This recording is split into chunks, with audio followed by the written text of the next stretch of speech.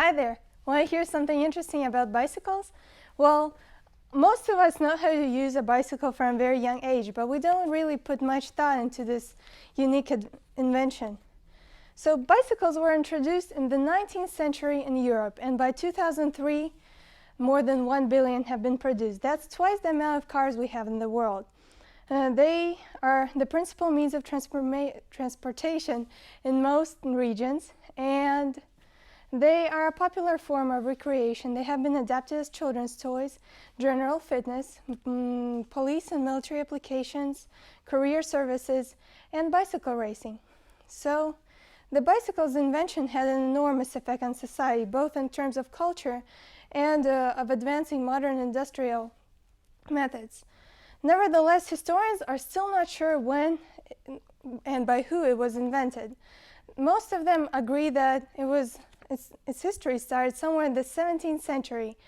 We don't know much about the history, but we know that the first prototypes were much like a modern scooter, a wooden girder with the two wheels attached, so a person would sit on this device and push himself from the ground to gain speed.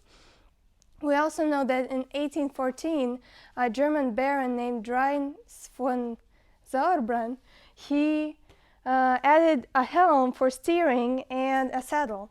So after that, bicycles gained more and more popularity every year, despite the fact that they did not have pedals until 1830 or somewhere to 1845. There's an interesting story about how pneumatic tires, as I have here, how they were invented. They have wide use today in the world, but they are an accidental invention. In 1885, a vet from Dublin named Dunlop, he attached hoses to the rims of his son's bicycle wheels.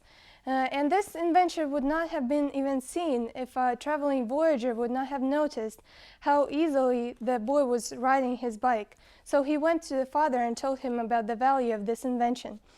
And in 1888, Dunlop got a patent for his invention, and he started producing it, and it became widely spread all over the world. The history of the bicycle started only 2 centuries ago, but that was enough for it to drastically change humanity. First, the invention of the bicycle helped in the development of automobiles and motorcycles and even airplanes. Second, bicycle associations were the first to start worrying about road surfaces and improving them. And third, bicycles played a major role in women's emancipation. Thanks to them, in the 1890s, women's trousers became fashionable, and women were finally free from corsets and other restricting clothing. So in an interview for New York World newspaper, Susan Anthony said, "Let me tell you what I think of bicycling. I think it has done more to emancipate women than anything else in the world. It gives women a feeling of freedom and self-reliance. I stand and rejoice every time I see a woman ride by on a wheel, the picture of free, untrammeled womanhood." And it has done a lot of history, but it still changes humanity today. Experiments done in Uganda, Tanzania, and Sri Lanka have shown on hundreds of households that a bicycle can increase the income of a family up to 35%. In that sense, a bicycle can be a very helpful tool in poverty eradication in poor nations. And also, bicycles are one of the most eco-friendly means of transportation we have today. Now, how can a bicycle actually help an individual? How can it benefit everyone? In your first 10 minutes of riding a bicycle, a sense of freedom overwhelms your body. On the second, your cortisol, stress hormone levels that also lead to sleep deprivation, they decrease significantly. On the 40th, your blood pressure and oxygen levels in your brain rise. And if you use your bike for 40 minutes 5 times a week, you decrease your chances of getting heart disease twice.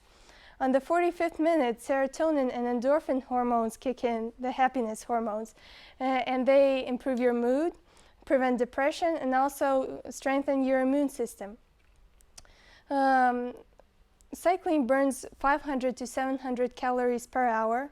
It decreases your cholesterol levels in your blood and also strengthens your leg and back muscles. So I hope this presentation has given you some insight into what the bicycle is, its history, its impact on humanity, and individual benefits. Thank you for your attention. Can you hold this? Here are my notes.